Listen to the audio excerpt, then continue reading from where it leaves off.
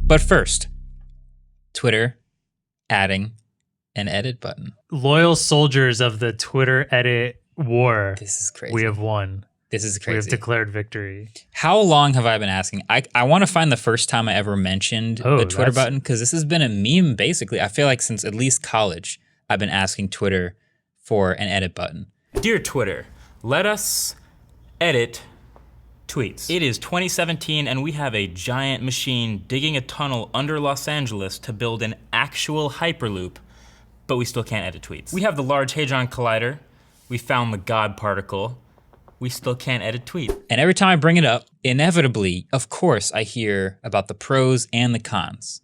Because, you know, Twitter might not be the biggest social network ever, but it does have quite the user base. It's sort of like a public sphere, if you will. A lot of important people use it.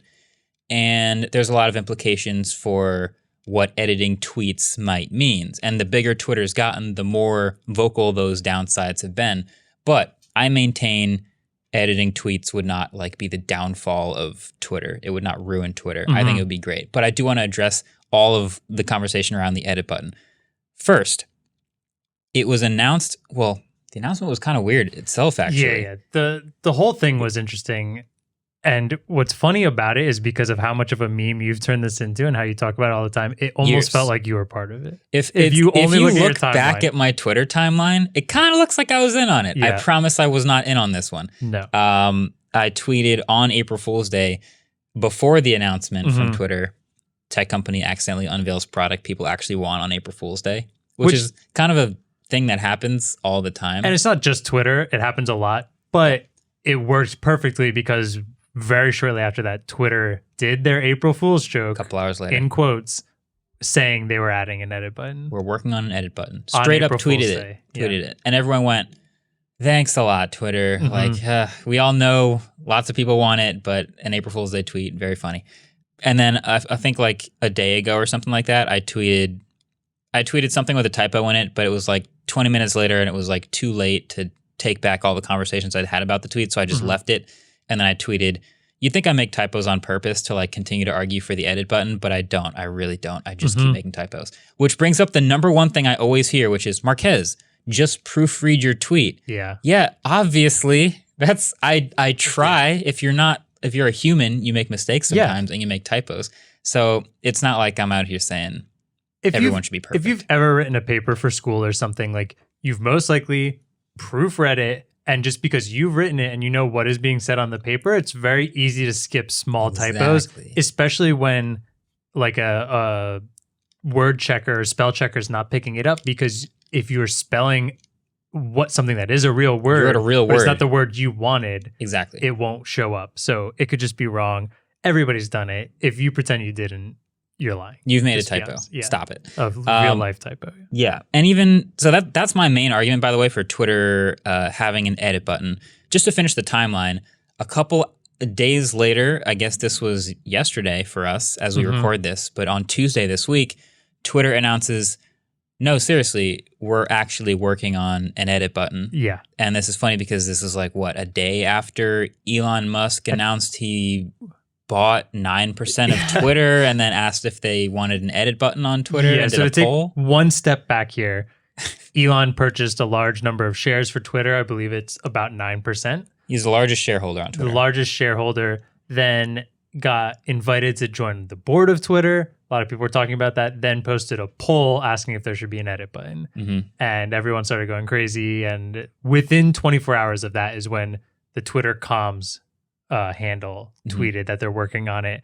They said, yes, we've been working on an edit feature since last year. No, we didn't get the idea from a poll. We're kicking off testing with Twitter Blue Labs in the coming months to learn what works, what doesn't, and what's possible. So yeah, if for some reason you really think that Elon poll is what created this, it's not. It's but the timing is like his announcement probably his tweet probably forced their hand to just announce it so that people wouldn't think. Forced their hand, or he bought all the shares, was talking to people at Twitter, and that's also a good way to bring hype. Fair enough.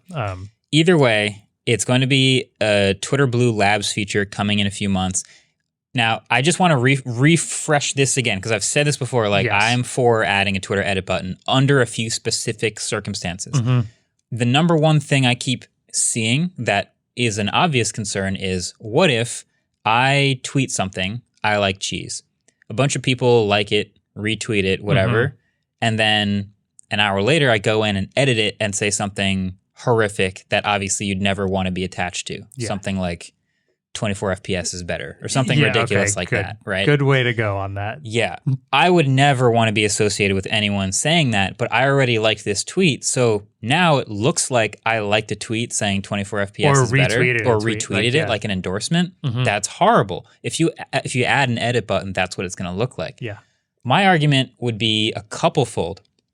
One, you need to make it very obvious that it was an edited tweet. So I don't know. It's probably more than an asterisk. It's probably some sort of some print or something alongside the tweet, a color, something that shows that this is an edited tweet and that you should show the original tweet. Yeah. So you can already edit an Instagram caption, a YouTube description, a Facebook post. All of these things have already existed. News, everyone's always been able to edit social media posts. Yeah. Other than tweets. Now, these other mediums may often have other media attached to them. Like on Instagram, it's a caption, but also a photo. So if I like a photo and someone changes a caption, does that imply that I liked the new caption? No, I liked the photo. But since Twitter is just text, there's a little extra concern. Like it's just the text we're associating with. And the best way to compare this right now is how Reddit does it, which is also purely text. A lot of people commenting and upvoting on it, although upvotes aren't displayed publicly, but it adds an asterisk. I believe it adds a history as well. Yep. They also do it a little differently. I think if you edit within the first 60 seconds, you don't get an asterisk. Okay, but I do think on Twitter, it should potentially still do it anyways, just to be safe. I like that because I'll just say the other thing you should do is, add a limited amount of characters you can change. Yeah. And a limited amount of time that you can edit. Yeah. So really what that narrows it down to for me is typos. Which are going to happen within like 5 minutes. Someone says, oh, did you mean 4, not 40? Oh, my bad. It's already like the thread has already, this is in the middle of a thread. Like I can't go back and redo the rest of this. I just want to edit this real quick. I jump in there, edit the tweet, make it say 40 instead of 4 like I meant to, and then everything's good. You can see that it was edited. You can see what was edited, and none of the engagement has to disappear. Yeah.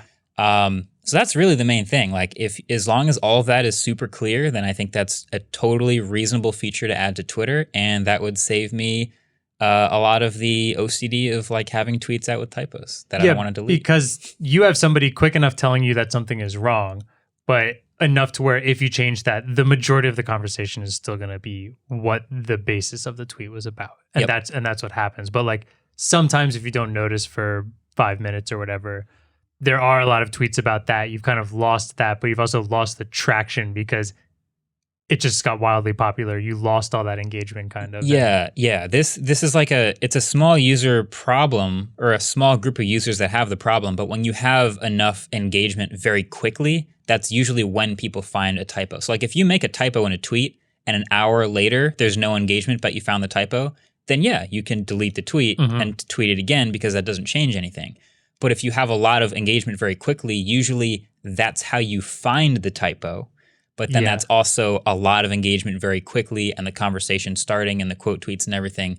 It's funny because Twitter actually just did this weird thing where they changed the way Twitter embeds work. So a bunch of old articles that had embedded tweets now just have like blank boxes. Oh, really? And that's like, you just removed the conversation from the context of what it's basically like if I were to delete my tweet, everyone's quote tweet would now make no sense. So the bottom line is you preserve all the engagement by having that quick edit button for, 5-10 characters to just fix a quick typo. Yeah, and it makes perfect sense for Twitter Blue. We don't know if this is what's going to be how they finish it because they just said they're going to test on it right now. But like you said, it's a small user group that would really benefit from this. So paying for it sounds reasonable to me. People were trying to tell me that the undo tweet button was good enough. That was terrible. No, I don't count that. That was just like making sure you proofread, but we just talked about how proofreading doesn't necessarily mean finding things correctly. Yeah. It was also broken on Android for months. Not that surprised. On my phone anyway. And we don't know how this is going to work yet. The most we saw was a quick GIF that they posted where next to your tweet, in the menu option, the 3 dots in the top right corner that you usually get, at the bottom of that is just an edit tweet button on top of everything else. So we don't know what it entails, if there's a character limit, if there's a time limit, what the potential, if there's an edit history. So we'll see what happens. All of those things I think they should do, and I think they're probably considering all that stuff as they build it. But people using the beta feature will be the first ones to give them the feedback about that. Yeah. And I think the only other thing I can add on this, besides you will be getting it day one, I'm sure there's a lot of people who think it might get abused despite what we said.